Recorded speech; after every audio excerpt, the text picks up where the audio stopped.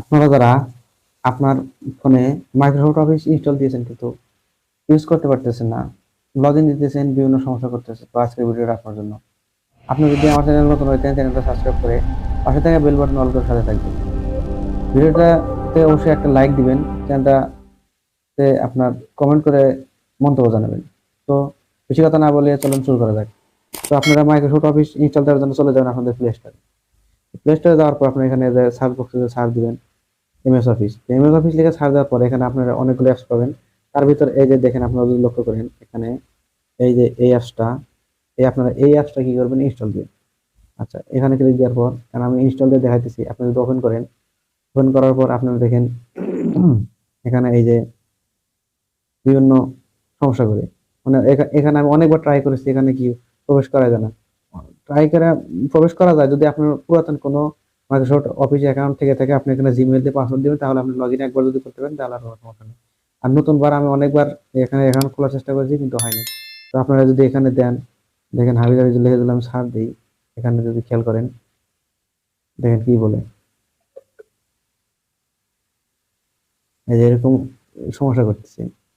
তো সেক্ষেত্রে আপনারা টাইপিং যদি করতে চান, তাহলে আপনাদের আমি একটা বুদ্ধি শিখিয়ে দিই। কি করবেন, আপনারা এই অ্যাপসটা চাপতে ধরে রাখবেন। চাপতে ধরে রাখার পর এখানে একটা অপশন পাবেন নিউ ডকুমেন্টস। এই নিউ ডকুমেন্টস যদি আপনারা ক্লিক দেন, এখন যদি খেয়াল করেন দেখেন এই যে অ্যাপসটা কি, এই ওপেন হয়ে গেছে। আপনারা চাইলে এখান থেকে টাইপিং প্র্যাকটিস করতে পারবেন, এবং কি আপনার যে তৈরি করা শিট, এখান থেকে আপনি কি এই যে থ্রি ডট আছে, আপনারা যদি লক্ষ্য করেন এখানে এই থ্রি ডটে ক্লিক দেন। থ্রি ডটে ক্লিক দিয়ে আপনারা এখানে কি এই যে সেভ অপশন আছে, সেভ এস অপশন থেকে আপনারা কি করেন, এখানে ক্লিক করবেন, এটা সেভ দিতে পারবেন। যেমন ধরেন যে এটাতে আমি আমার নামটা আমি সেভ করি। আচ্ছা, সেভ দেওয়ার পর আপনার দিস ডিভাইসে ক্লিক দিন। ও, গো টু সেটিং যদি চাই, আপনারা সেটিংটা এখান থেকে অ্যালাউ দিয়ে দিন। দেওয়ার পর এখানে এই যে ডকুমেন্টসে ক্লিক দিবেন। ডকুমেন্টসে ক্লিক দেওয়ার পর এই যে কালারটা যখন এই যে খেয়াল করেন, যদি এই যে এরকম কালার চেঞ্জ হয়ে যায়, তাহলে আপনার কি এখানে সেভে ক্লিক দিলে আমরা এই অ্যাপসটা কি সেভ হয়ে যাবে। আচ্ছা, হওয়ার পর আপনারা যদি এটা আপনার ফাইল ম্যানেজারের ভিতরে যান, ফাইলের ভিতরে গেলে আপনারা এখান থেকে কি এটা দেখতে পাবেন, এবং কি পরবর্তী এডিট করে আপনারা এখান থেকে আবার এডিট করতে পারবেন। তো এখানে এই অ্যাপসের ভিতরে একটু ঝামেলা আছে।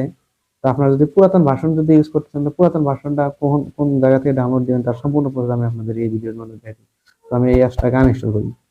অ্যাপসটা আমি আনইনস্টল করে আবার কোন ওয়েবসাইট থেকে আমি ডাউনলোড দেবো, আমি সেই প্রসেসটা আমি দেখাই দিচ্ছি।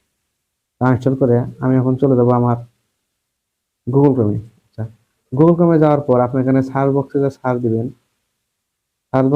দিবেন এমএস অফিস,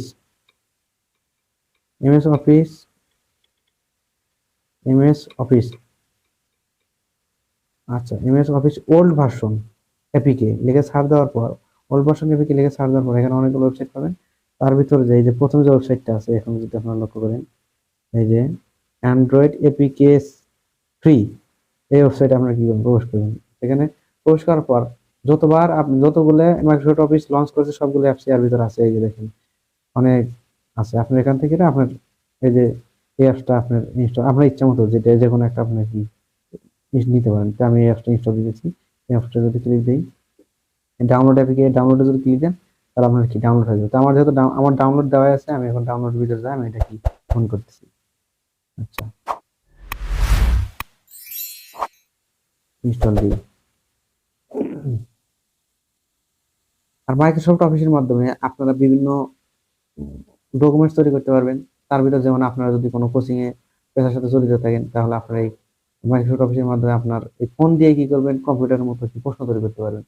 আচ্ছা, এখন আমি ওপেন করে দেখাইতেছি। আমার এটা ইনস্টল হয়ে গেছে। তো আমি এটা এখন ওপেন করি।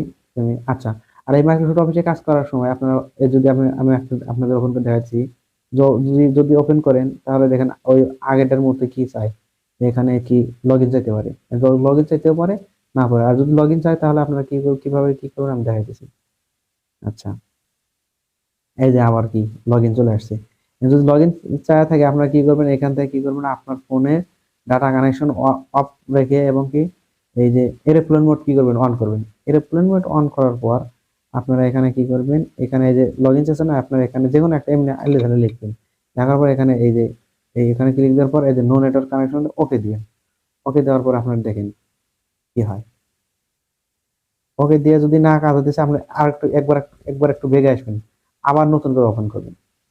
করার পর এখানে আপনারা যদি দেখেন ক্রিয়েটে ক্লিক দেই, দেখেন এই আমার অ্যাপসটা কি এখন এই যে আবার আগের মতো আসছে। এখন আগের মতো আবার দিবেন যে কোনো একটা সংখ্যা দিয়ে, এরকম দেওয়ার পর কন্টিনিউ দিবেন। কন্টিনিউ ক্লিক দেওয়ার পর এই যে দেখেন আমার অ্যাপসটা কি কাজ শুরু হয়ে গেছে। আমি যদি ডান যদি দেই তাহলে আমার অ্যাপসটা কি এই যে চালু হয়ে গেছে। এখন যদি আমি ক্রিয়েটে ক্লিক দিই, এখন আপনারা যদি খেয়াল করেন দেখেন এই যে কি আমার সবগুলো অপশন কি চলে আসছে, এই যে ওয়ার্ড। আমি এখন এটাতে আমার ইচ্ছা মতো কাজ করতে পারবো। আবার আপনারা এই অ্যাপসটা অবশ্যই আপনাদের ফোনে কি সংরক্ষণ করে রাখবেন, ভবিষ্যতে এই অ্যাপসটা হয়তো নাও পাওয়া যেতে পারে। আর অবশ্যই আপনারা এই অ্যাপসটা যদি আবার যদি বারবার লগ ইন চায়, তবে সেক্ষেত্রে কি করবেন, আনইনস্টল করে আপনার ফাইলের ভিতর থেকে আবার কি করবেন, ইনস্টল দিবেন, দিয়ে আপনার কি এখান থেকে কি কাজ করবেন। আর মাইক্রোসফটের উপর পরবর্তী ভিডিও নিয়ে আমি হাজির হব। আজকে এই পর্যন্তই। ভালো থাকবেন। চ্যানেলটা সাবস্ক্রাইব করে লাইক দিয়ে আপনাদের কমেন্ট করে মূল্যবান মতামত জানাবেন। তো আজকে এই পর্যন্তই। ধন্যবাদ।